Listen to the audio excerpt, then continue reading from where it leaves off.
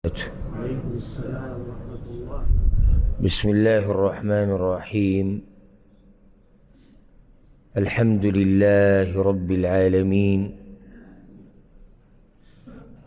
والصلاة والسلام على أشرف الأنبياء والمرسلين نبينا محمد وعلى آله وصحبه أجمعين، أما بعد. عمر ابن الخطاب الفاروق رضي الله عنه سیرت مبارک سلسله د الله په توفیق سره روانه وه، او بعض خبرې د هغه د سیرت په باره کې د تعارف د نسب د صفاتو په باره کې شوي وي، او د هغه بعض فضایل هم بیان شوي. اخرنۍ خبره دا بیانېده چې رسول صلی الله علیه وسلم دعا غوښتې وه چې الله د عمر او د ابو جهل په منځ کې چې کم یو ستا ډېر خوښي، نو په هغه د دې دین مرسته وکړه. نو الله رب العزت عمر بن خطاب رضی الله عنه د اسلام توفیق ورکو، او ځکه زوی وی چې فکان احبهما الیه عمر بن الخطاب رضی الله عنه، د الله په دې دواړو کې عمر خوښو، نو ځکه وله د اسلام د قبلولو توفیق ورکو. او زمونږ چې دا څومره عزت دی دا خبره یاده کړئ، اولنۍ او اخرنۍ دا ټول الله رب العزت موږ له د اسلام د لاسه راکړی. او همدغه عمر و چې کله څوک اسلام نو قبول کړی چا پیژندو هم نه، په خپل کلي علاقه قوم کې که چا پیژندو هغه ځان له خبره او نور عام دی چا نه پیژندو. نو عمر چې عمر فاروق شو دا د اسلام د راوړو نه بعد، او دغه شان ابوبکر الصدیق او عثمان او علي او نور صحابه کرام رضوان الله علیهم اجمعین، بیا د علما امامان د اوسه پورې چې څومره دینداره خلک دي، د ټولو د عزت او څه چې دي د الله رب العزت د دین د لاسه ورکړي دي. او عامو مسلمانانو ته چې الله کوم عزت ورکړی دا ټول د اسلام د لاسه دی، او چې اسلام د لرې کوي څوک نشته. نو اولنۍ او اخرنۍ توفیق او احسان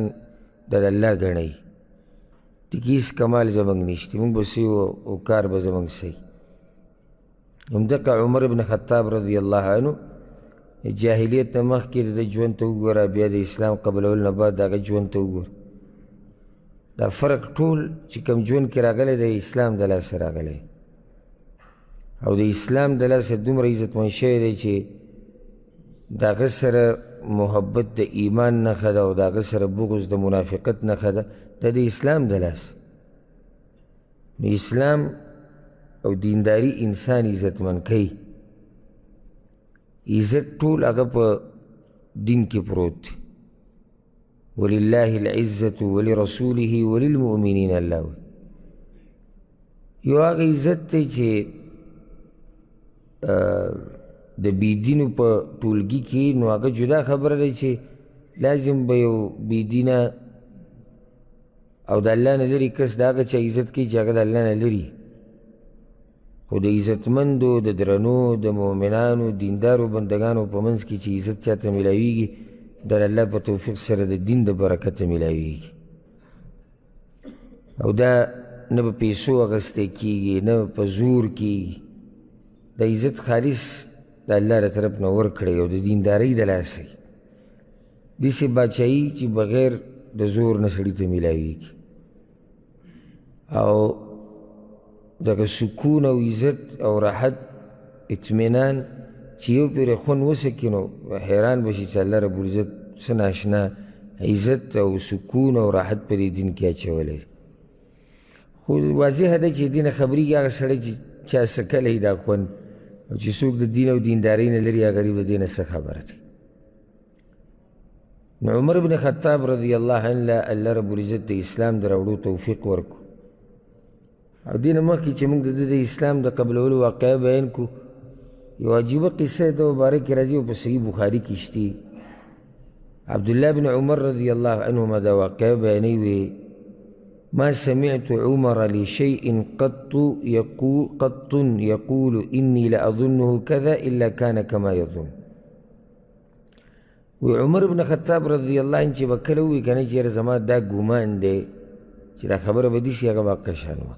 او ځکه دلته ملهم ویلی کېږي، محدث ورته ویلی کېږي، یعنې الله رب العزت به د دې زړه ته دا خبرې ور اچولې.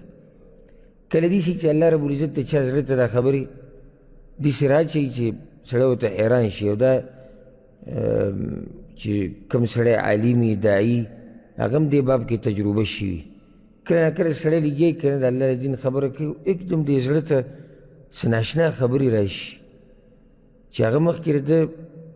یعنې صحیح د ده مخې ته تېرې شوي دي، خو دې ځکې د ده په ذهن کې نه وي. الله رب العزت داسې خبرې په ده را کولاو کړي، دا د الله د طرف نه وي. عمر بن خطاب رضی الله عنه هغه کس و چې الله رب العزت به د ده دې زړه ته داسې خبرې ور واچولې چې ده به څنګه وکړي هغه به حق شان وه. او دا د غیب و علم نه ځکه چې وي زما پلار چې به ووایي چې زه ګمان کوم، چې دعوه کوي به کې څوک ګمان نه وایي. نو که څوک دې نه دا فایده راوباسي چې یاره دا خو علم الغیب د نیکانو خلکو سره نه کوي، زه ګمان کوم داسې، خو الله رب العزت به د هغه ګمان رښتینی کړو. نو یو ورځ عمر بن خطاب رضی الله عنه په مجلس کې ناست و، اذ مر به رجل جمیل، یو ډېر ښایسته سړی د هغه په مخه تېر شو. او د دې سړي نوم دی سواد ابن قارب رضی الله عنه. سواد ابن قارب الدوسی، او دی د جاهلیت په زمانه کې کاهن و، نجومي و، پالګر و او شاعر و. بیا اسلام قبول کړو او عمر بن خطاب رضی الله عنه به ده سره ګپ شپ هم ډېر لګو. یو ورځ یې ورته وی سواد وی هغه ستا هغه کهانت چې به تا کو جاهلیت کې د هغې څه قصه ده، کوم ځای ته ورسېد؟ نو خفه شو تی ورته وی عمر وی په جاهلیت کې ما ورته یو شان یو ځای و، او هغه کهانت ما په هغه ورځو کې کړی و. نو ته ولې هغه شی ما ته را یادوې؟ تبت منه چې ما ته توبه ویستې ده. وارجو من الله العفو عنه، زه خو امید ساتم چې الله به راته بخي. نو همدې تېرېدو. نو عمر بن خطاب ووی قد اخطأ ظني او ان هذا على دينه في الجاهليه او لقد كان كاهنه. زما دا ګمان خو به یا صحیح یا به غلطي، دا سړی خو یا اکه خپل دین باندې دی په جاهلیت کې چې به کوم دین یعنی مسلمان شوی نه دی، یا دی د جاهلیت په زمانه کې کاهن پاتې شوی دی. یعنې دې تجربه او دې ته فراست وایي. یو نیم سړي له الله فراست او پوهه دومره ورکړي سړی د مخ نه پېژني. نه علی بالرجل له سړی راولي ماله سړی راوستی شو. نو ورته یې خبره ورته وکړه. بیا ورته ووایي چې فإني أعزم عليك إلا ما أخبرتني، تو ما ته لازم دا خبره بیانې خپل حقیقت. نو هغه ورته ووایي كنت کاهنهم فی الجاهلیه، دا خبره صحیح ده چې جاهلیت کې زه کاهن وم، ترویتي وم، نجومي وم، پیریان میریانو به راسره مرستې کولې. نو عمر رضی الله عنه ورته ووایي فما أعجب ما جاءك به جنیتک، دا کومه پیرۍ چې تا سره وه، پیرۍ ونه پیرۍ، د هغې قصه راته ذکر کړه. دا ورته په دې ووایي دا د تذلیل دپاره، یعنې پیرۍ ونه وي پیرۍ، یعنې د تصغیر تذلیل دپاره. نو هغه ورته ووایي چې عجیبه قصه دا وه چې زه یو ورځ بازار کې روان وم او دغه پیرۍ ما پسې راغی او ډېر په یره کې و، ګډوډ و. او ما ته وی چې ته ګورې نه دا پیریان چې ګډوډ شوي دي او حیران شوي دي او نا امیده شوي دي، په څه باندې دوی ګډوډ شوي او ناامیده شوي چا ذهن ته راځي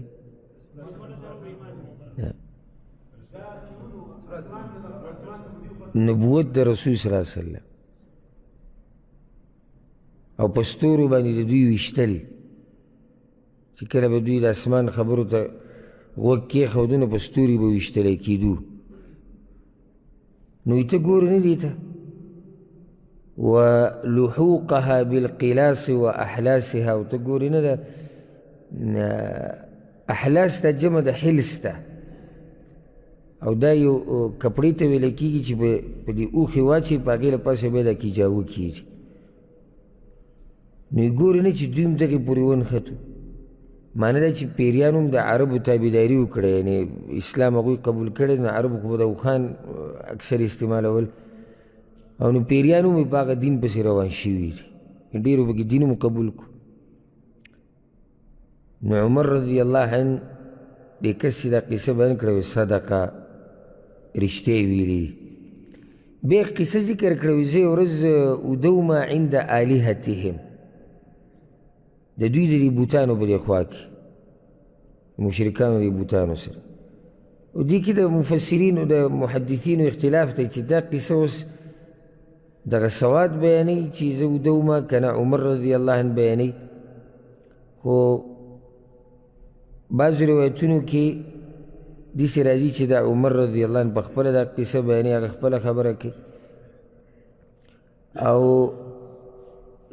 بعضو روایتونه داسې ښکاري چې په خپله سواد دا قصه کوي یعنې دویمه قصه بیانوي نو عمر بن خطاب رضی الله عنه وایي چې رښتیا ووي نس نه داسې ښکاري واضح چې عمر بن خطاب دا خپله خبره کوي وایي زه یو پیر اوده ومه دوی دې بوتانو سره اذ جاء رجل بعجل فذبحه یو سړی لاړ غویي راوست ولالوي نو یو اواز کوونکي اواز وکړو خو ډېر زورور اواز و ډېر زورور او دی وایي چې یا جلیح امر نجیح رجل فصیح یقول لا اله الا انت یو خبره خلاصونکي نجات ورکوونکي هغه دا دی چې یو فصیح سړی دی بلیغ واضح خبرې کوونکي هغه دا وایي چې لا اله الا انت نو قوم ټول راوچت شو چې هلکه د اواز د کوم ځای نه راسي نو ما وی چې زه به د هغه وخته پورې غلی نه کښېنم عمر رضی الله عنه چې زه به د هغه وخته پورې غلی نه کښېنم چې څو پورې ما د دې اواز د حقیقت نه معلوم کړی چې دا څوک فصیح دی او کم کار نجات ورکوونکی دی او څوک لا اله الا انت وایي وی په دې کې بیا اواز راغی یا جلیح امر نجیح رجل فصیح یقول لا اله الا الله نو بیا راپاڅېدم فما نشبنا ان قیل هذا نبی او لږ وخت نه و تېر شوی چې بس په مکه کې دا واضح شوه چې محمد بن عبدالله صلی الله علیه وسلم وایي چې زه نبي یم نو دا اواز چې شوی دی دا مې اشاره دې طرف ته وه چې دا نبي دی دا اواز پیریانو به کړی ځکه چې پیریان خبر شو د اسمان د دې حالاتو نه د هغې تفصیل موږ د سیرت په درسونو کې ذکر کړی دی چې رسول الله وسلم ته کله نبوت میلاوېدو د هغې نه مخکې څه نښې راښکاره شوي یو نښه پکې دا وه چې دا اسمان څوکیداري دا د ملایکو ډېره مضبوطه کړې وه او چې کله به هم پیریانو کې چا غوږ ایښودو شیطانانو کې د خبرو ته نو هغه به په دې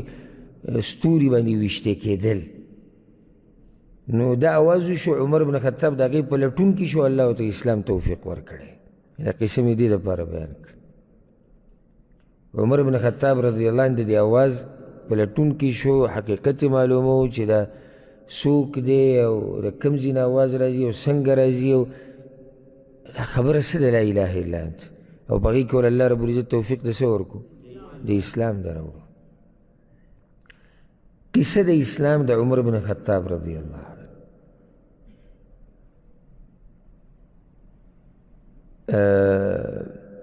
سبحان الله درې شپېته کاله عمر دې سړي تېر کړی په دنیا کې یو فایده خو موږ مخکې ذکر کړي درم الله مرګ درې شپېته کاله عمر کې ورکړی دا 63 کاله عمر کې تقریبا نیم عمر ووایه د نیم نه لږ کم دا ټول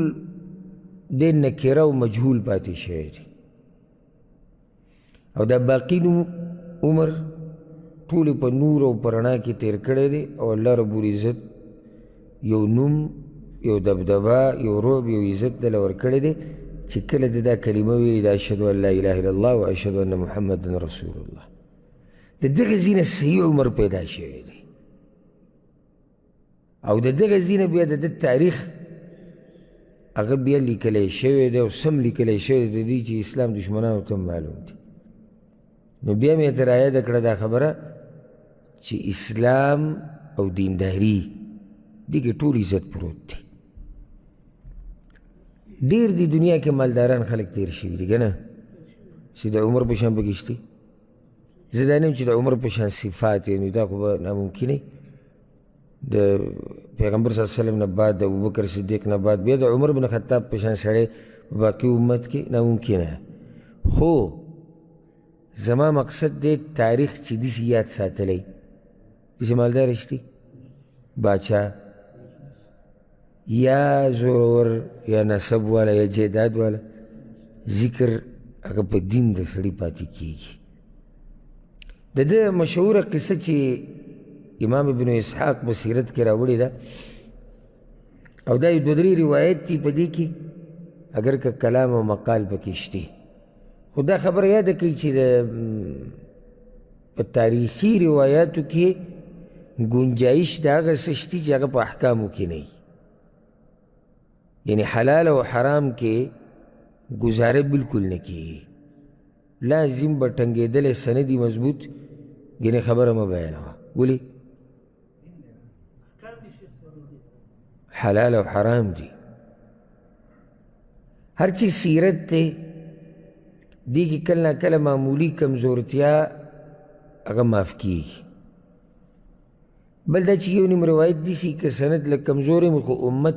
قبول کړی او ټول امت یې بیانوي او دغه شان را نقل شوی نو په دې نقطه باندې ځان پوه کوي ها اوس هغه یو خو هغه روایت چې سند انتهایي کمزوری یا دروغي دا د منلو خبرې نه دي کله داسې قصه راشي چې سند یې معمولي کمزورتیا لري خو امت کې مشهور شوی او د هغه وخت نه بیان شوی او د اوسه پورې نو داسې روایاتو کې بیا د گنجایش د هغه څه شتي چې هغه په حلال او حرامو کې نه وي مشهوره قصه د عمر بن خطاب رضی الله عنه د اسلام د قبلولو هغه دا ده چې د ده یو خور و فاطمه بنت الخطاب رضی الله عنها او دا د سعید بن زید بن عمرو بن نفیل رضی الله عنه بیبي وه او دی په پخوانو خلکو کې اسلام قبول کړی او د دې خاوند هم اسلام قبول کړی خو دې دواړو به اسلام د عمر بن خطاب نه پټ ساتو ولې یریدو تي او تیر شوي درس کې موږ دا خبره ذکر کړې چې عمر بن خطاب د مسلمانانو خلاف ډېر سخت او د دوی خواله به خباب ابن الارت رضی الله عنه کمزوره صحابي او په هغه زړو صحابه کرامو کې السابقون الاولون هغه به د دوی خواله وخت په وخت راتلو دوی ته به قرآن ښوو او دا ډېر ګران کار دی یعنې زه بار بار دې ملګرو ته دا خبره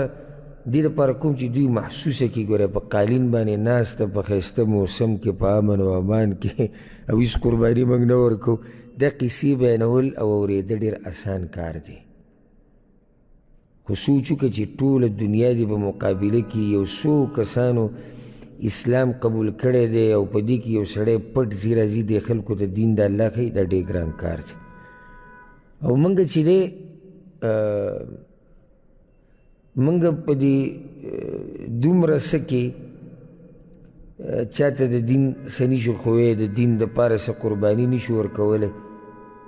او چې په داسې حالاتو کې یو سړی ځي راځي پټ یعنې داسې حالات دي یره دا ده که ونیوی شي کیدای شي مړ دې کړي او کیدای شي بل نقصان درکړي او بل درکړي او بل درکړي او په دې کې یو سړی ځي او خلکو ته قرآن ښیي او د الله دین ښیي نو ابن الارت رضی الله عنه هغه به د دوی خواله توراتو. نو یو ورځ عمر بن خطاب رضی الله عنه راووتو او توره یې ځان سره رااخیستې وه، یرید قتل رسول الله صلی الله علیه وسلم، او د رسول صلی الله علیه وسلم د قتل اراده یې کړې. وی نوره دا قصه ختمومه، هسې روزانه دغه یو خبره روانه ده، دغه یو خبره مونږ کته و بره ټوله مکیره ته ګډه وډه کړه، خلک یې ټول ګډ وډ کړو. او دا د په هغه ټیم کې چې کوم خلک د اسلام خلاف وو، دا د هغوی کچه سوچ وو. دین څوک نه ګډوډ کوي، بېدینۍ د لاسه سړی ګډوډ شي. نو هغه ته چا ویلو چې رسول صلی الله علیه وسلم د خپلو ملګرو سره راجمع کېږي د دې صفا په خوا کې، او دا تقریبا 40 کسان دي، څه نارینه دي څه زنانه دي. ابوبکر صدیق پکې دی، علي بن ابي طالب، حمزه رضی الله عنهم، او داسې نور صحابه کرام چې اکثر کمزوري. او دوی حبشې ته نه ووتې، ښه دا کوم کسان چې دې پسې وتی دی چې دوی د رسول صلی الله علیه وسلم سره راجمع کېږي، دا 40 کسان حبشې ته هجرت له نه دي تللي. دوی موږ به د رسول صلی الله علیه وسلم سره یو که هر څه کېدو هغه به کېږي. په لاره کې د سره یو کس ملاو شو، د هغه نوم نعیم بن عبدالله العدوي رضی الله عنه، او د اسلام قبول کړی خو اسلام یې پټ ساتلی و. په هغه ورځو کې غالبا صحابه کرامو اسلام پټ ساتلی و، راښکاره کولی نه شو. او که داسې کیسې کسې زړورتیا کوي لکه چې دې کیسې دي خو راښکاره کړی به وي، نو بیا درته وایم دا ډېر ګران کار دی، ډېر ګران کار دی چې معمولي د باندې څوک دا خپې ودروي که نه چې ته ولې دا پلانې دینداري کوي، بیا به دې پته ولګي. نو اسلام یې قبول کړی و. عمر بن خطاب روان و، ډېر غوسه کې ورته وایي این تریدو یا عمر، عمره چېرته روان یې؟ هغه ورته وایي زه روان یم په دې پیغمبر پسې، هذا الصابي، په دې صابي پسې. هغوی به صابي وي، هغه چا ته چا به دین قبول کړو. یعنې معنی ده چې یو مذهب یې نشته. او نن سبا هم حق پرستو ته خلک لا مذهبه وایي، وایي د دوی هېڅ مذهب نه دی معلوم. د اسلام نه غټ مذهب بل کوم یو دی؟ الذي فرق امر قريش وسفها احلامها وعاب دينها وسب الهتها. هغه سړي پسې روان یم چې قریش ټول تس نس کړو، د هغوی معبودانو پسې خبرې کوي، د هغوی په دین پسې خبرې کوي. زه به نن ورله دا خبره وي ټوله ختمه مکمل. نعیم ورته ویي والله لقد غرتک نفسک یا عمر، عمر په دوکه کې پروت دی، دوکه کې. ستا څه خیال دی چې بنو عبد مناف او بنو زهرا او دا غړ خاندانونه به تا پرېږدي په ځمکه باندې چې کله ته دا سړی مړ کړې؟ څه ګپ خو نه دی، قوم دی، نسب دی، خاندان دی، خلک دي شاته. داسې یو سړی خو نه دی چې ته به یې مړ کړې او قصه به ختمه شي. کور ته لاړ شه، د خپل کور غم اول وکړه. او دا خبره ورته به دې وکړه چې د ده توجه دغه طرف نه واوړي، یعنې پرېږده رسول صلی الله علیه وسلم، لاړ شه د کور غم دې وکړه. هغه ورته کوم کور والا یې دی؟ وي خور دی او اوښی دی، سعید بن زید. هغوی اسلام قبول کړی دی او په دقه سړي پسې روان شوي، ته چې وجلو له روان یې. او دا دین یې پرېښودی دی کوم دین باندې چې ته یې. لاړ شه د کور مسله دې وګوره. عمر بن خطاب رضی الله عنه دې سره ښه غوسه شو چې یاره دا خبره کور ته راننوته. او سبحان الله، یعنې د باطل پرستو په منځ کې د الله قانون د حق پرست را پیدا کوي. او د دغه یو حق پرست د لاسه الله رب العزت په دغه خاندان کې چې هغې کې باطل پرست ډېرې او بېدینه ډېرې، الله رب العزت پکې ډېرو ته هدایت وکړي. دا د الله طریقه ده. وګوره موسی علیه السلام یې کوم ذکر لوی کړی و، دا به غټ دلیل دی. په کوم ځای کې او په کوم موسم کې پیدا شوی چې هلکان یې وجل فرعون، هغه هلک بچ هم شو. او د هغه دشمن په کور کې را پیدا کړو چې د هغه د لاسه هغه دا ماشومانان وجل. د کوم ماشوم د لاسه چې ماشومانان وجل، د هغه تربیت هم دی کوي. او مور یې له پی ورکوي، مور له واپس لېږلی دی، او دی پیسې مور له ورکوي هره میاشت دی پی. دې ته زور د الله وایي. نو دا د الله طریقه ده. نو عمر بن خطاب رضی الله عنه راغی د خور دې کور ته. دنه خباب ابن الارت رضی الله عنه ناست دی او څه پاڼې ورسره دي چې په هغې کې سورة طه لیکلی شوی دی. قرآن خو وروسته را جمع کړی شوی دی. چا په دور کې؟ ابو بکر صدیق رضی الله عنه په دور کې اینه مخکې دقه لږ لږ لیکلی شوي یو ځای کې بل ځای کې چاته یاد و نو هغه لګیا دوی ته دا صورت ښیي یو روایت کې داسې راځي چې د پیغمبر صلی الله علیه وسلم دا طریقه په مکی دور کې چې یو کس یا دوه کسان چې به کله مسلمانان شو نو دوی به حواله کړو هغه کس ته چې د هغه به لاس لږ پراخه و یعنې مالي حالات به برابر نو دغه دوو کسانو باندې به خرچه به دغه ملګري کوله لکه خوراک څښاک ده نو دا سعید چې دی د عمر بن خطاب رضی الله عنه د اوښې ده ته رسول صلی وسلم دوه کسان حواله کړي ځکه چې د مالي حالات ښه و او په هغه دوو کې یو خباب رضی الله عنه کله چې دوی پوه شو چې عمر رضی الله عنه راځي وی تغیب خباب رضی الله عنه فی مخدع له کور کې دننه داسې کوډګۍ غونته کې وه هغې ته دی ورننوتو پټ شو پکې فاطمه رضی الله عنها هغه پاڼې راواغېستې او پټې کړې نو عمر رضی الله عنه خو دا قرت اورېدلی کله چې ورننوتو ما هذه الهینمة التي سمعتها عندكم دا څه تاسو دا بنګار ما ستاسو واورېدو څه مو وي نه هغوی ورته وي نه موږ خپل منځ کې لګیا یو ما او زما دا خاوند فلعلكما قد سبوتما تاسو هم که صحابیان شوي نو سعید بن زید ورته ووایي یا عمر عمر په یو خبره مې پوه وکړه که دا حق په بل دین کې نو منو به نه که دا حق په بل دین کې منو به نه عمر بن خطاب رضی الله عنه دومره تیز او مضبوط ګزار ورکړو چې دې سره هغه راولېدو نو فاطمه راپاڅېده چې د خپل خاوند دفاع وکړي او دا د ښځې کار دی یعنې ورور پلار مور بچې خور خاندان د دې ټولو نه زیات لوی حق په ښځه باندې هغه د خاوند دی او دا بعض ښځې د خاوند سره بېادبي کوي او چیړ کوي د ورور د لاسه او د خور د لاسه یعنی ورته دا ښکاري چې اصل زما اصل ځای دغه نه دی ستا اصل ځای هغه دا خاوند دی او د دې چې کوم حق دی یعنې ما راته ووایي چې ښځه واده شوه په دې باندې د مور پلار دومره حق نشتی څومره چې پې د خاوند دی هغه راپاڅېده ګواښ یې کو نو کله چې دا ګواښ کو نو عمر رضی الله عنه هغې له هم ګزار ورکړو تر دې چې بعضو روایتونو کې راځي حتی سال منها الدم هغې له مخ نه وینه روانه شوه عمر رضی الله عنه چې کله دا کار وکړو نو دواړه ورته ښه په غوسه کې شو خسپای ورته ووایي نعم قد اسلمنا موږ اسلام قبول کړی څه به وکړي او موږ اسلام قبول کړی و آمنا بالله و رسوله موږ په الله او د هغه په رسول ایمان راوړی فاصنع ما بدا لک چې څه دې زړه غواړي هغه کوه او چې څه کولی شي ویې اسلام موږ قبول کړی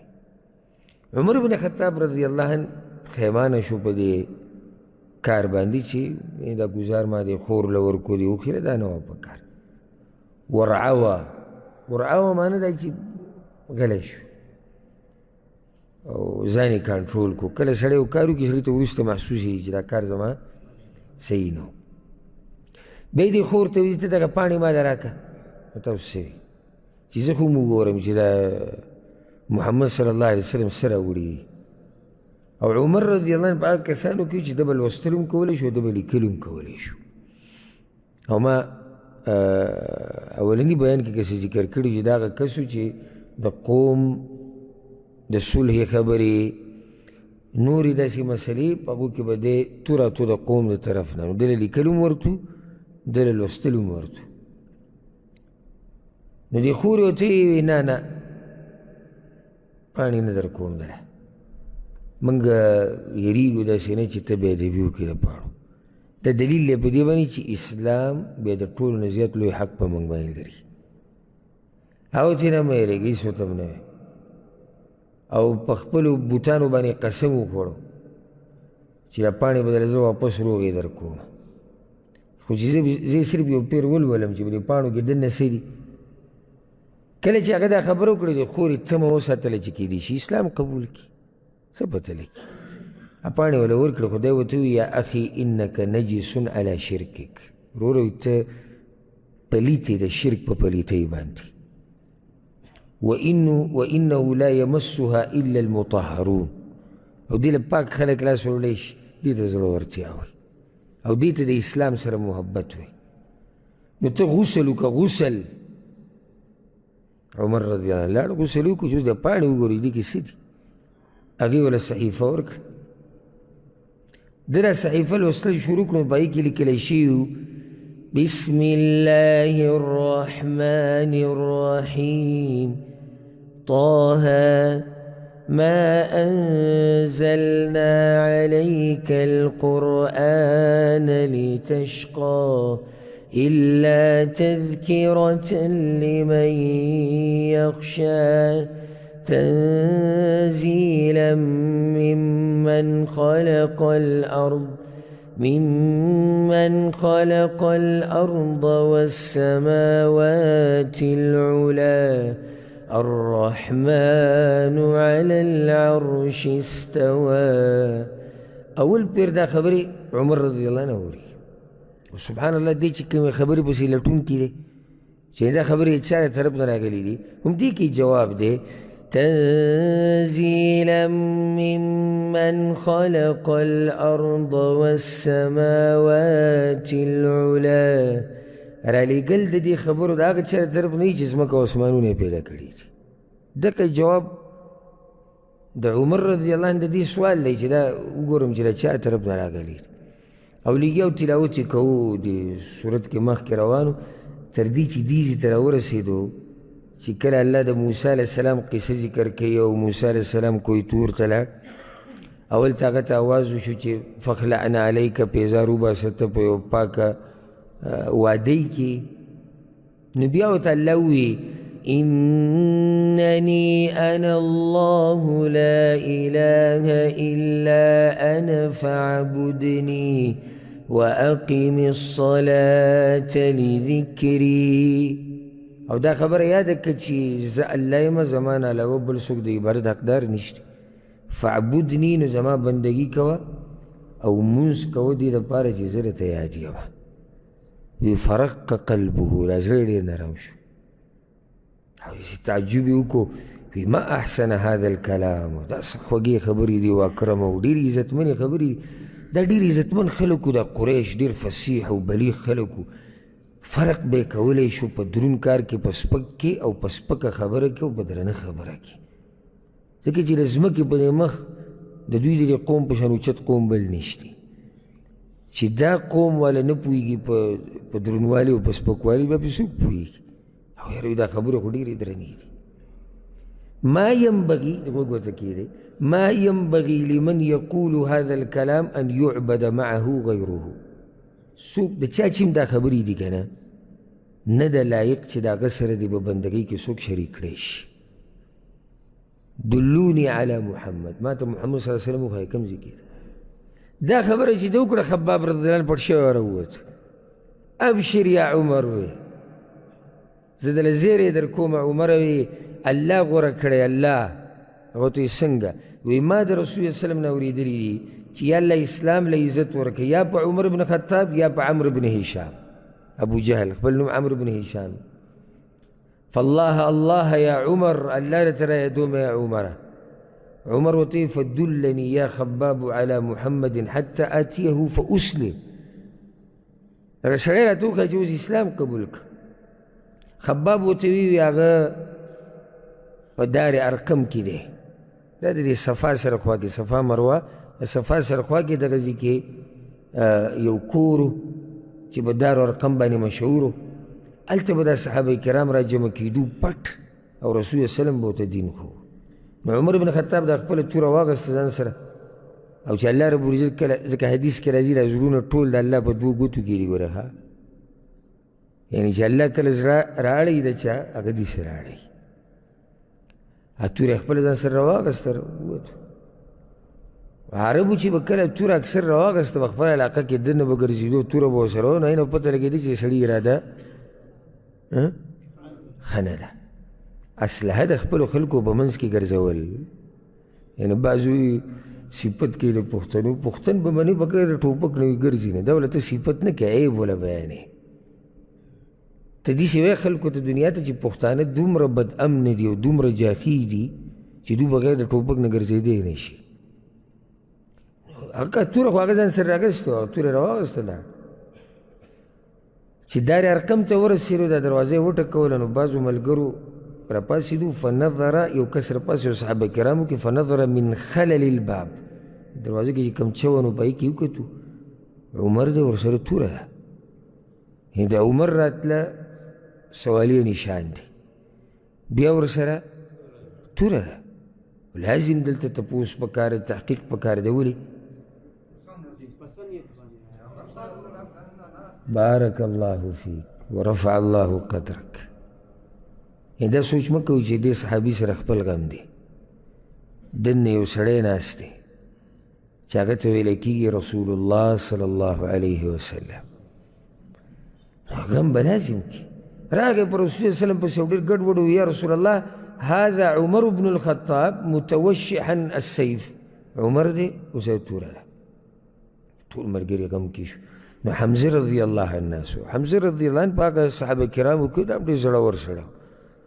او ډېر مخاوري سړی و د رسول وسلم تره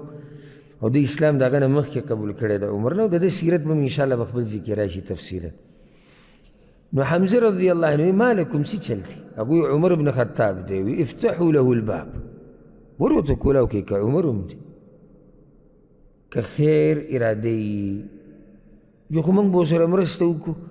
وإن كان يريد شرا قتلناه بسيفه او که د شر اراده یم د ده په دې توره باندې د ده سر دله جدا کوو ور ورته کولاو کوي پرې چې راځي دن رسول صلی وسلم وی اجازت ورکړي چې راځي ور ورته کولاو رسول صلی وسلم پاسېدو د ده سره میلاو شو دا مسله یې ده کې دې ته حکمت وایي یا بعض مولیان او دعوتګر داعیان په حکمت نه پوهېږي د خیر په ځای نقصان جوړوي او د ټولو سره یو شان خبره کوي د بعضو خلکو سره د دعوت یوه طریقه یي د بعضو سره بله طریقه یي دې ته دعوت وایي د الله د دین سپین ګیري له خو به ته داسې دعوت نه ورکوي چې د 15 کالو هلک له ورکوي که نه یو شان به ورکوي او پلار سره خو به داسې خبرې نه کوي څنګه چې د بچي سره کوي او عالم له به داسې دعوت خو نه ورکوي ته چې څنګه عام سړي له ورکوي باچا له خو به داسې دعوت نه ورکوي لکه ته چې په ملک کې عامو خلکو له ورکوي فرق دی نو رسول صلی الله وسلم غواړي دا شوق دی دا غوښتنه دی چې دا عمر اسلام ته راننوځي نو پاسېدو رسول صلی وسلم په هغه پسې او میلاو شو ورسره او د دې کپړې نه یې ونیو سم په زور یې راښکودو وی دومره په زور یې راښکودو چې عمر بن خطاب رضی الله عنه دا زنګنان رامات شو په دې ځمکه راولوېدو کېناستو او رسول صلی وسلم ورته ابن الخطاب قلاریږي نه حتی ینزل الله بک قارعه تم د الله د عذاب ته انتظار کوي چې دا به کله راځي ته د هغه وخته پورې غلی کېږي نه عمر ورته یا رسول الله د الله پیغمبر زه دغې له نه یم راغلی جئت لأؤمن بالله وبرسوله زه راغلی چې په الله او د الله په رسول باندې ایمان راوړم وبما جاء من عند الله او په هغه څه باندې ایمان راوړو راغلی یم چې کوم څه دی پیغمبر د الله د طرف نه راوړي أشهد أن لا إله إلا الله وحده لا شريك له وأشهد أن محمدا عبده ورسوله د دې ځینه د عمر د تاریخ بله پاڼه شروع کیږي او د دې کلمې ویلو سره یو داسې تاریخ شروع کیږي چې هغه د نور او د هدایت نه ډک تاریخ دی فکبر رسول الله صلی الله علیه وسلم رسول الله وسلم الله اکبر وكبر الصحابة وصحابة كرام وقولوا الله أكبر وي تكبيرة سمع أهل مكة بهر قريش ومكي ورد كعبي بخواك هذا تكبير ووريتو دومره د خوشحالۍ ورځ او دومره د عزت ورځ د مسلمانانو دپاره چې الله رب العزت یو بل ملګری را پیدا کړو د اسلام موږ ته دغه شان په دې قربانیانو را رسېدلی دا لږ لږ ملګري اکثر غریبانان ملګري پکې غلامانو زنانه به د رسول الله وسلم د درس له راتلې پټې بیا به خپل کور ته تلې ماشومانان به پکې ناست وو پټ په دې طریقې سره د اسلام موږ ته را رسېدلی د یو ملګري په اسلام راوړو باندې به هغوی دومره خوشحاله شو لکه دنیا او دنیا کې چې څه دي دا هغوی ته دومره ګران نه و څومره چې به د هغوی ملګري پیدا کېدو سره خوشحاله او بیا ملګری داسې چې هغه د عمر بن خطاب رضی الله عنه په شان یو روایت کې داسې هم راځي اگر که سندن کمزوری روایت دی په پای کې عمر بن خطاب رضی الله عنه دا قصه ټوله دقه ځي پورې بیانوي چې کله تکبیر ویلی شوی ما د الله پیغمبر ته وایي چې یا رسول الله السنا علی الحق ان متنا و ان حیینا د الله پیغمبره موږ په حق باندې نه یو په ژوند کې یم او که مړه شوم وی رسول الله سلم ورته بله ولې ده زما دې په الله باندې قسم تاسو په حق ان متم و ان حییتم که تاسو مړه او که تاسو ژوندي تاسو په حق نو یې ما ورته وایي چې ففیما الاختفاء نو بیا ولې موږ پټ ناست یو زما دې په الله قسم تاسو به راوځئ او ټول به راوځو نو موږ ټول راووتو په دوو صفونو کې شو یو صف مخې ته حمزه رضی الله عنه د بل صف مخې ته عمر رضی الله عنه او رسول صلی الله علیه وسلم منځ کې له کدید ککدید الطحین حتی دخلنا المسجد او الى جماعت چې روانو او داسې دا دوړه الوته لکه دانی چې وړکې او میدکې او جرنده کې هغه دوړه یې نری نری د دې جماعت د دې تک د لاسه چې په یو ځای روان و هغه دوړه یې وه پیزار د قدم د لاسه دا خاوره الوته حتی دخلنا المسجد او موږ جومات ته ورننوتو مسجد حرام ته نو یې قریشو ما ته وکتو بیا حمزه ته وکتو فاصابتهم کآبة لم یصبهم مثلها نو په دغه ورځ چې هغوی ته کوم غم راورسېدو دومره غم هغوی ته بله ورځ نه یې رسېدلی امام احمد یو روایت راوړی دی عمر بن خطاب پای کې یو داسې واقعه هم بیانوي وایي زه یو پیر ووتم په رسول صلی الله علیه وسلم پسې د اسلام قبلولو نه مخکې اراده مې کړې چې دې سړي پسې ځم خو هغه مسجد حرام ته تللی و رسول صلی الله علیه وسلم نو چې ورغلم هغه مونځ کوو رسول صلی الله علیه وسلم په مانځه باندې ولاړو مونځ یې کوو او زه ورته شاته کېناستم چې صرف دی فارغه شي بیا ورسره خبره کوو نو دغه دوران کې زما زړه ته دا خبر راغلی چې دا سړی شاعر دی څنګه چې قریش خبرې کوي که نه او تلاوت کوو رسول صلی الله علیه وسلم لګیا نو ما چې دا خبرې واورېدو ما چې دا شاعر دی څنګه چې رسول صلی الله علیه وسلم باره کې قریش خبره کوي وی سبحان الله یعنی سورة الحاقه کې رسول صلی الله علیه وسلم لګیا چې کله ده وویل شاعر دی نو رسول صلی الله علیه وسلم دې آیت ته را رسېدلی و إنه لقول رسول كريم وما هو بقول شاعر قليلا ما تؤمنون الله وی دا یقینا د ډېر عزتمن رسول خبرې دي دا د شاعرانو خبرې نه دي دې سړي کې دا راغلی چې شاعر دی خو هلته غایت کې داسې راغلي چې دا د شاعرانو خبرې نه دي وی ما ځان سره وی چې کاهن به نو بیا چې شاعر نه دی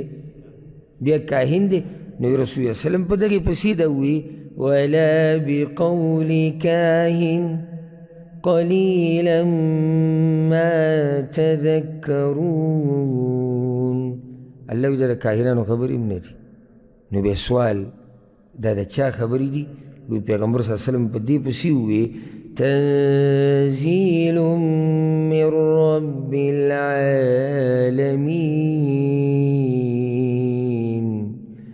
نازلېدل د دې خبرو دا د رب العالمین د طرف نه دي دا نه د کاهنانو خبرې دي نه د جادوګرانو خبرې دي نه د شاعرانو دي نه د لیونو دي نه د قمقلانو دي نه د هغه چا دي چې پیریانو پې حمله کړي دا د هغوی خبرې نه دي تنزیل من رب العالمین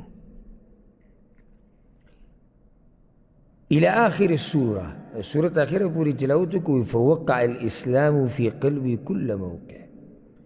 په دغه ورځ وي زه د اسلام نه سخت متاثره شوی نو څه بعیده نه ده، د دواړه خبرې یو ځای را جمع کیدی شي. یعنې دغه واقعه هم را پېښه شوې ده او دا واقعه هم را پېښه شوې ده، دلته هم دی د اسلام نه متاثره شوی دی. کله داسې چې یو قصه په دوه دریو طریقو سره بیان شوي او کله داسې چې دوه درې قصې راغلي، یو موقع باندې یو شان واقع را پېښه شوي، بله موقع باندې بل شان، دې کې هېڅ حرج نشته. عمر بن خطاب رضی الله عنه باره کې یعنې سیرت کې دا راځي، تاریخ کې بعضو علماو لیکلي دي، دی چې کله مسلمانېدو نو دا د بعثت شپږم کالو، د هجرت نه د بعثت. بعثت څه مطلب دی؟ نبوت شپږم کالو. خو دا خبره کمزورې ده، هغه داسې کمزورې ده لکه موږ د دې نه معلومولی شو کله چې عبدالله بن عمر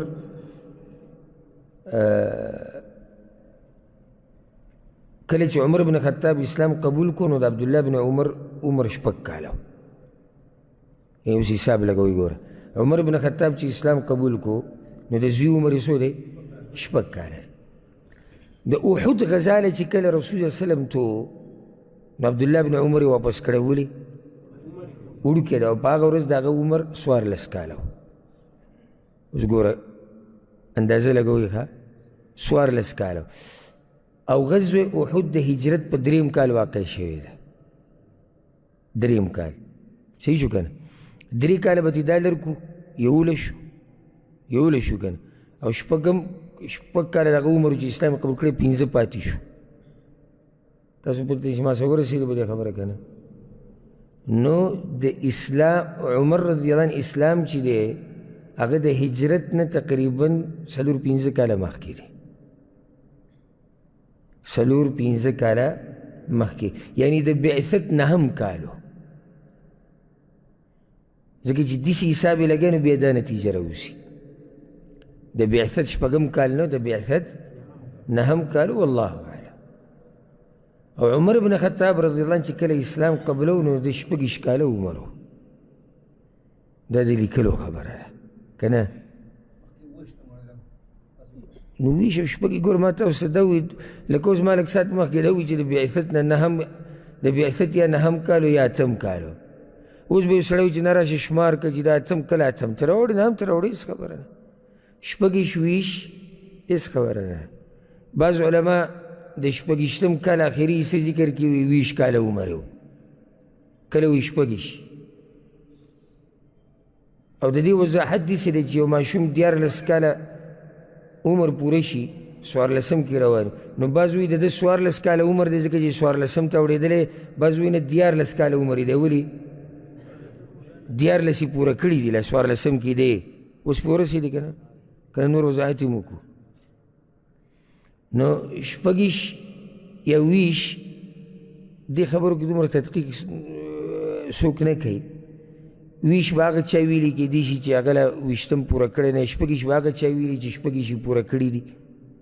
20 به هغه چا ویلي چې 20 کې روان دی، هېڅ خبره نه ده. او که 20 کې نو عمر ډېر دی که لږ دی؟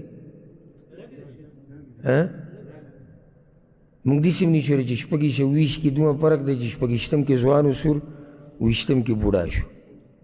هماغه دی 6 کاله عمر د دې سړي و،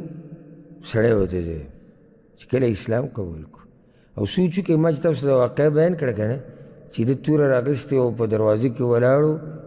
او د ده نه دننه صحابه کرام په یره کې دا د 6 کالو ځوان ولاړو. دې ته سوچ راړ که نه؟ دا چې بیا رسول الله وسلم ته وایي چې یا رسول الله بهر ته به راوځې، دا د 6 کالو د هلک خبره وه. او دا چې تکبیر دومره په زور وویلی شو چې په حرم کې مشرکانو واورېدو، دا د هغه سړي په اسلام باندې چې هغه د 6 کالو ځوان و. او بیا وروسته روایت را روان دی، عبدالله بن مسعود به ته بیان کړ. عبدالله بن مسعود وایي د کومې ورځې نه چې دې سړي اسلام قبول کړی موږ عزتمن یو، نو هغه هم دا سړی یادوي دا کوم چې 6 کالو به عمر کې و. زه خو تاسو به تکړه انشاءالله دا کم ځوانان چې دلته ناست دي، خو زه خپل ځان ته چې وګورم نو پښتانه وایي وچ په وچ هم یې الله وبخي. بس دغه دعا به کوو نو یا الله وچ په وچه مو بخي موږ به یا الله ډوډۍ خورو موږ به ښځې ساتو موږ به شهوتونه پوره کوو موږ به مزدوریانې کوو یا الله ته هم بیا مو بخي وچ په وچه مو بخي موږ به صرف دغه دوه درې کاره کوو ته مو بخي یا الله دا تاریخ چې سړی واوري شپږویشتو کالو ځوان الله دې سره زموږ ملاقات په جنت کې وکړي چې هلته دې بیا تپوس وکړو نور عمر بن خطاب رضی الله عنه عمر څو کاله دی شپږویشت کاله دی او د ده نه مخکې تقریبا څلوېښتو کسانو اسلام قبول کړی چې به یې کې څه نارینه وي څه زنانې او یا لږ ډېر تقریبا چې کله موږ ووایو که نه نو څه مطلب دی کمې زیاتي ګنجایش پکې شتي تاریخي واقعاتو کې چې کله د عدد راشي شمار که نه نو هغه اکثر دقې شاني چې قرابته یا تقریبا معنی دا چې دې پخوا وشا کې ښه د ده د اسلام خبر بیا خور شو امام ابن حبان یو روایت راوړی دی امام احمد هم راوړی عبدالله بن عمر وی لما اسلم ابي عمر کله چې زما پلار اسلام قبول کړو هسې دا د فخر خبره چې داسې پلار دی او د هغه قصه بیانې او زوی څوک دی عبدالله بن عمر نو عبدالله بن عمر د عمر قصه بیانې وی کله چې زما پلار اسلام قبول کړو قریشو ته یې پته نه وه دا د کوم کس کیسه کوو مونږه هغه شپږویشت کاله عمر یې چې دا خبره ذهن نه لري نه کوي ښه وی کله چې زما پلار اسلام قبول کو قریش ته پته نه وه نو بیا معلومات وکړو د بعضو ملګرو نه چې ایو قریش انقلو للحدیث په قریشو کې کوم سړی نورو ته خبره ډېر زر رسوي که یو سړي دا عادت وي چې دې خبره ایسارولی نه شي چې څو پورې بل ته ویلي نه هغو ته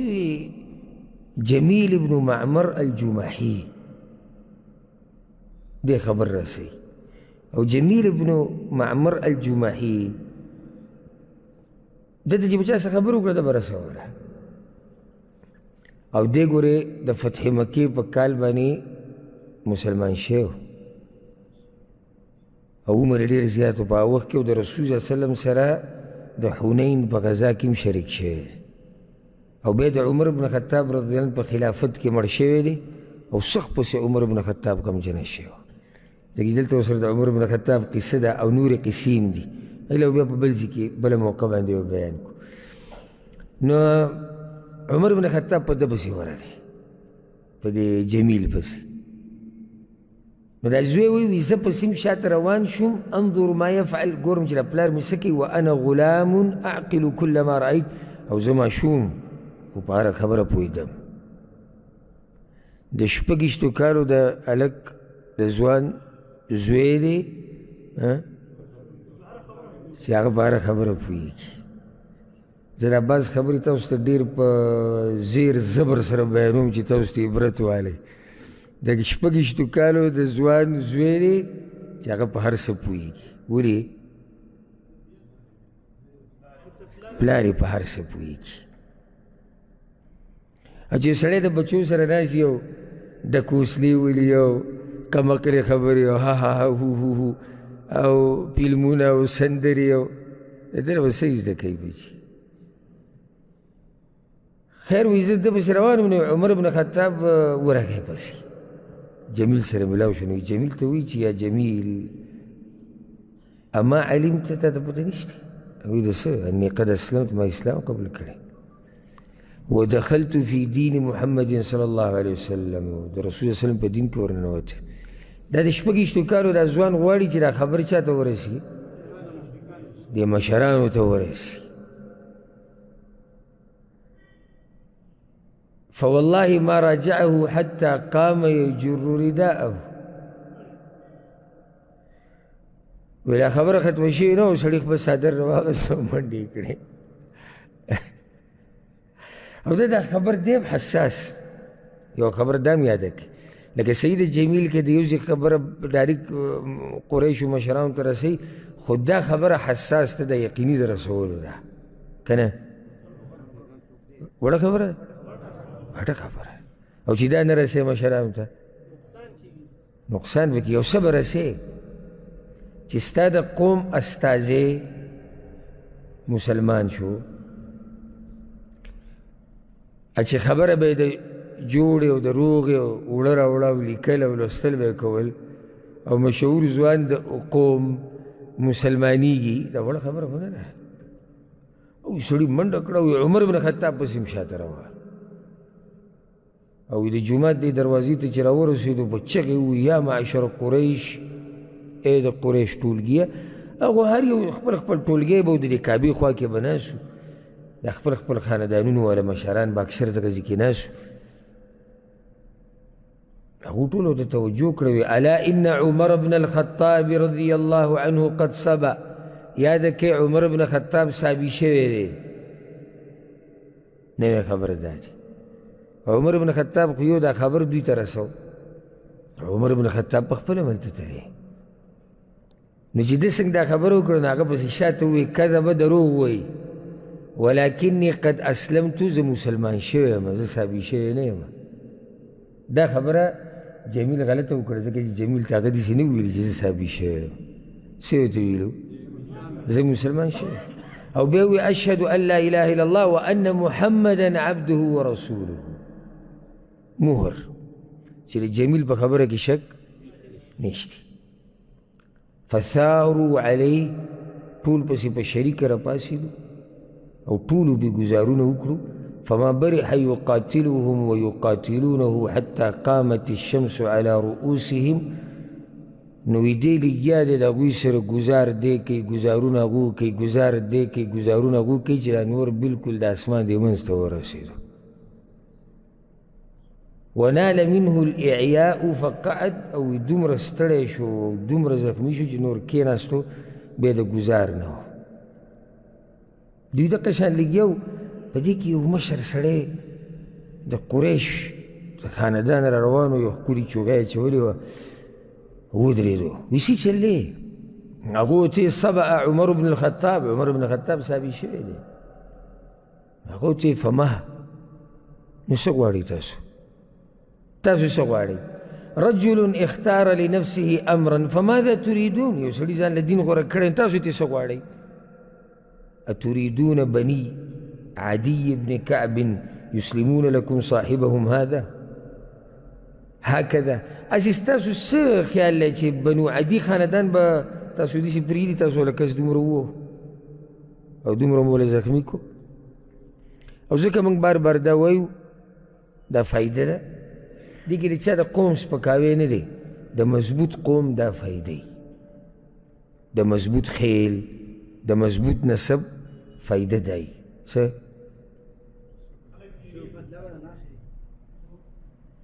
یعنی خلق تی ډډه کوي په دې چې شاته پسې خلق دي دی فایدې او چې داسې سړی بیا دیندار او دین دپاره لګی نو هغه به ډېره فایده دله ورکوي الغرض چې دا خبره ورته وکړه ورته خلو عن الرجل سړی پرېږدي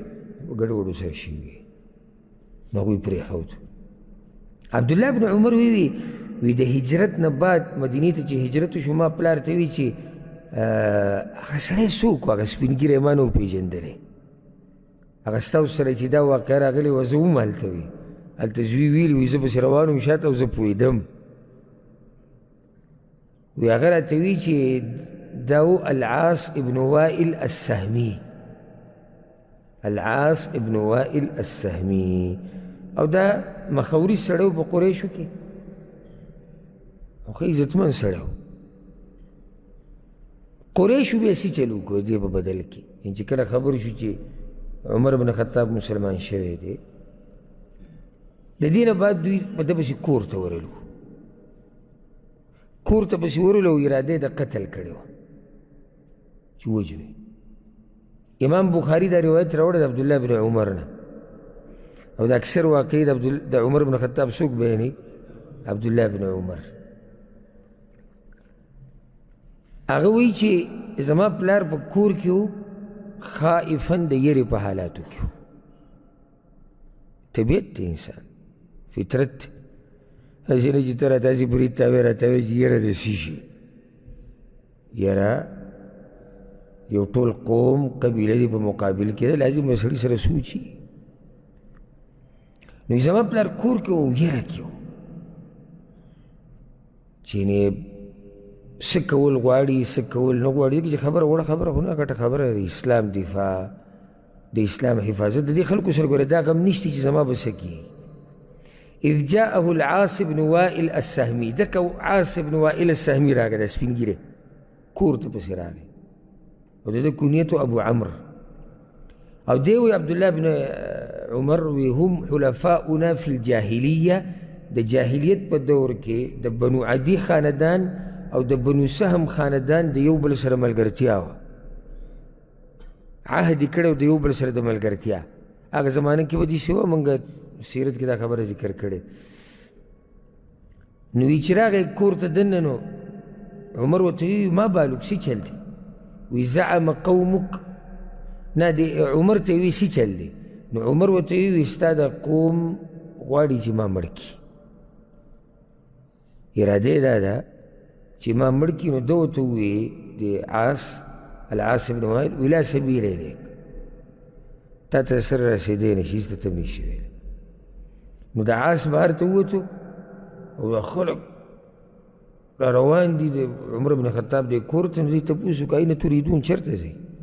هغه وی نريد هذا ابن الخطاب الذي صبا دې سړي پسې ځو دا چې صابي شوی دی وی لا سبیل الیک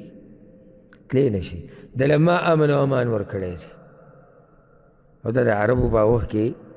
عادت و اوس هم زمونږ هم کوم چې خاندان والا خلک دي او غټو قومونو والا هغوی ته دې خبرو پته ده چې کله یو مشر د قوم چاله امن و امان ورکي او د هغه سره په یو خبره باندې اتفاق او صلح وکړي نو لازم به یې ټول مني نو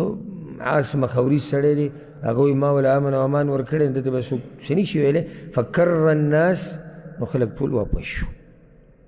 نو دوی ښه په ښه اراده کړې وه چې دی ووجو خو الله حفاظت وکړو د څه د لاسه د عاص د لاسه چې هغه په هغه ټیم کې ذمهواري ده ده واخېسته الله رب العزت د عمر بن خطاب رضی الله عنه د اسلام قبلولو سره مسلمانانو له لوی عزت ورکړی کعبې ته هم راتلو بیا طواف هم شروع کړو ښه صفا به را جمع کېدو دا هغه شپږویشتو کالو ځوان چې کله اسلام قبول کړو امام بخاري دا روایت راوړ عبدالله بن مسعود وی ما زلنا اعزة منذ اسلم عمر بن الخطاب رضی الله عنه موږ د هغه ورځې نه په عزت کې یو د کومې ورځې نه چې عمر بن خطاب رضی الله عنه اسلام قبول کړی او امام احمد دا روایت راوړی دی عبدالله بن مسعود وی کان اسلام عمر فتحا د عمر بن خطاب اسلام قبلول لویه فتحه وه وهجرته نصرا د هغه هجرت کول لویه مرسته وه وامارته رحمة او د هغه مشر کېدل او امیر المؤمنین جوړېده په امت باندې رحمت والله ما استطعنا ان نصلي حول البيت ظاهرين حتى اسلم عمر من د کعبې په خوا کې مونځ نشو کولی څو پورې چې عمر اسلام نه قبول کړی دا معنی ده او بعضو مفسرینو د یو آیت په باره کې دا خبره کړې چې د عمر بن خطاب رضی الله عنه په باره کې آیت نازل شوی د قرآن کې او د ابو جهل په باره کې د یو آیت کې ابو جهل ته هم اشاره ده او په د یو آیت کې عمر بن خطاب ته هم اشاره ده هغه آیت دا دی الله رب العزت سورة الانعام کې دا خبره کړې ده أَوَمَنْ كَانَ مَيْتًا فَأَحْيَيْنَاهُ وَجَعَلْنَا لَهُ نُورًا يَمْشِي بِهِ فِي النَّاسِ الله وی یو سړی مړ دی او ما را ژوندی کړو بیا مو له رڼا ورکړه او دا هغه رڼا په رڼا کې دی د خلکو په منځ کې ګرځي راګرځي كمن مثله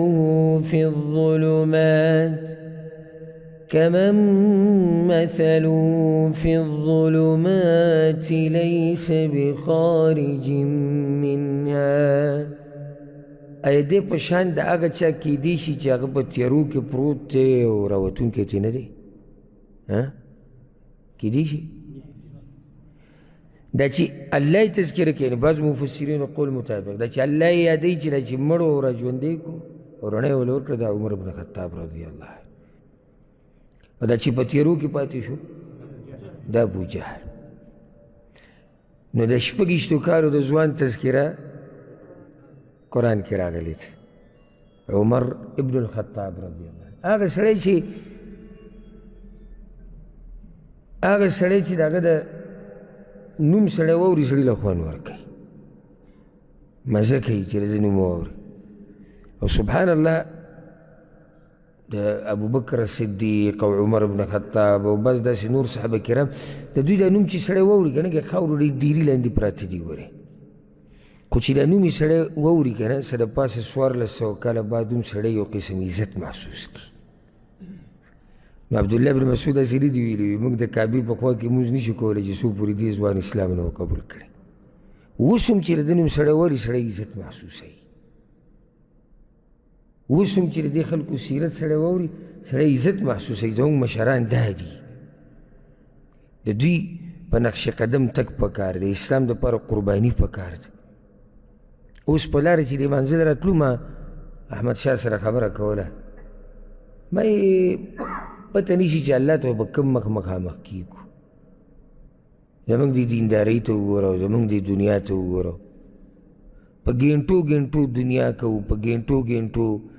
ګپې شپې لګوو، په ګینټو ګینټو انټرنیټ ګورو، لسو منټو مونځ ته ملا ماتوي، قرت ته قرآن ته زموږ ملا ماتوي. او چې کله د عمر سیرت واورو نو ارمان هم څه دی چې د ده په نقش قدم روان شو. خو لس منټه نشو ورکولی لس منټه نشو ورکولی. خو چې شم د عمر بن خطاب په شان، عمر بن خطاب ځان ټول اسلام له ورکړی، ټول ځان اسلام له ورکړی، سره د بچو، سره د ماله، سره د وینې، هر څه قربان کړي. قوم، نسب، عزت چې کوم د هغه په جاهلیت کې و هر څه قربان کړي، ځکه ول الله دا مقام ورکړی. اسلام، دینداری او جنت حاصلول دا قرباني غواړي. او دا جنت چې موږ د الله نه الو که نه نو دا د دې لکه ته چې څه سامان الې خو د هغې څه ریټ ورکوې که نه، پیسې نه ورکوې، بې سامان لري که نو صحیح ده. اگر که موږ د دې په بدل کې دې څه نشو ورکولی چې د جنت برابري، یو سبب خو په کار دی که نه چې دا سامان والې، هغه عمل دی، هغه کوشش دی، هغه محنت دی. نو نصیحت زما تاسو ته دا دی په آخره کې چې د اسلام دپاره محنت وکړئ، کوشش وکړئ، په هره لاره چې په هره طریقه چې د اسلام په دې مرسته کولو کې خپل هم داسې معمولي برخه ور واچوه، او په دې دریاب کې یوه قطره هغه ته د خپل طرف نه ور واچوه. دا ګوره یاد کړه چې سبا به نه ځې او نه به ته او پاتې به دقه خبره وي چې څه تا د اسلام دپاره کړي. د عمر بن خطاب جیداد نه دی ګورې، هسې که څوک تذکیره وکړي سیرت تاریخ یې بیانوي جدا خبره ده. چېرې دومره مال ته به د عمر بن خطاب په سیرت باندې دومره کتاب وګوري. ما سره مکتبه کې پراته دي که نه 2 جلده 3 جلده د یو سړي په سیرت لیکلی شوی، دومره کتاب به یې په دې ټول دومره کتاب کې یو څو کرښو کې دا خبرې لیکلی شوي وی چې د کور پلانیزي کې او مالي کتاب کې په یو څو کرښو کې دا خبره، دا ټول د دغه کارنامې دي چې د اسلام دپاره یې کړي دي، دا پاتې کېږي. او ابراهیم علیه السلام چې الله ته وي وجعل لي لسان صدق فی الاخرین، یا الله زما ښه تذکره په وروستنو کې پرېږدي، هغه دی ښه وروستنو کې ښه تذکره په پیسو نه پاتې کېږي. او زما څه لیونی یم چې زه ستا تذکره به کوم د مرګه بعد چې د سره مال ډېرو، لیونی یم چې زه به ستا تذکره کوم چې د سره پیسې ډېرې وي، او زه لیونی یم چې زه به ستا تذکره کوم چې جیداد یې ډېر او زه لیونی یم ما سره دومره ټیم دی چې زه به ستا تذکره کوم چې دی د رنګ نه ښایسته و، او زه لیونی یم چې زه به ستا تذکره کوم چې دې دنیاوي تعلیم کې ډېر تکړه و، لیونی یم، ما سره دومره وخت دی. تذکره خو د سړي هله کېږي چې لایق د تذکرې خو وي که نه. د دې سړي د تذکره موږ سره پاسه ګنټه وکړه، والله لکه 10 منټه چې موږ ګنټه داسې تېره شو، والله زه خو پوه شوی نه یم، خو چې دې خوا دې ته وګورم دې شي ته دا روان دی. دومره خوږه تذکره د سړي سره ایمان را تازه کېږي، د سړي د اسلام سره محبت پیدا کېږي. او ځکه یو روایت کې داسې راځي، دا ډېر عجیبه روایت دی. اولیاء الله وایي څوک دي؟ وایي هغه څوک دي چې تاسو ورته وګورئ او الله درته در یاد شي. دې سړي ته مونږ کتلي نه دي ورې، د ده چې مونږ ذکر واورو مونږ ته الله رایادېږي، چې دی ویني چې بیا به ورته څنګه الله رایادېږي. یعنې ولی الله هغه دی چې ته یې دې مخ ته وګورې او تا ته الله رایاد شي. ته مجلس کې ورسره کښېنې او تا ته دین رایادېږي، ته توجه د دین طرف ته دا ولی الله دی. سم خیال دی دې سړي د تذکرې چې سړی واوري، سړي دین سره دومره محبت پیدا کېږي او الله ورته رایادېږي. د ده سره چې په هغه ټیم ملاقات کړی چې هغه خلکو ته به څنګه دین رایاد شوی. خلاصه د خبرې دا چې د دین دپاره ډډه لګول غواړي، یا ډډه ولګوه او درخواستونه داخله وه. تکړه تکړه کسان، مولیان، علما، دینداره را پیدا کړه، د ورځې یو 3 درخواسته لېږه. موږ چې دواګانو کې یاد ساتئ، ته او زه به خېټه ساتم، ته به دواګانو کې یاد ساته او زه به خېټه یاده ساتم. داسې خو نه کېږي. موږ به دنیا دومره کوو چې ګزاره روان یو، اصل به د دین خدمت کوو. الله رب العزت چې موږ د دین خادمان وګرځوي. الله رب العزت چې موږ د دې اوچتو مؤمنانو، د دې اوچتو صحابه کرامو په نقش قدم روان کړي، او الله دې ورسره زموږ ملاقات په جنت الفردوس کې وکړي. دا خوندور سیرت او خوږ سیرت پاتې دی. کوشش کوو چې دې په هر بیان، هر درس کې ناست شي. او بیا درته د ورور په دغه دا نصیحت وکړم، د یو ملګري د یو مخلص چې کوم بیان کېږي هغه په دې هفته کې بیا یو پیر 2 واوره. اوس موږ سره 2 ورځې دي، یو پیر 2 پکې بیا واوره. ته چې را روان بیان لرالې که نه او دلته ناست وي، نو داسې به پوهېږي چې تپوس یې مه کوه. نو دا اورئ، بیا چې پوره مکمل سیرت ختم شي، تا ته د عمر بن خطاب سیرت د الف نه د یا پورې دا ټول یاد دی. انشاءالله را روان بیانونه کوو، بیا باقي د ده په باره کې خبره کوو، د ده د هجرت په باره کې، د غزواتو په باره کې. هذا والله أعلم، وصلى الله وسلم على نبينا محمد.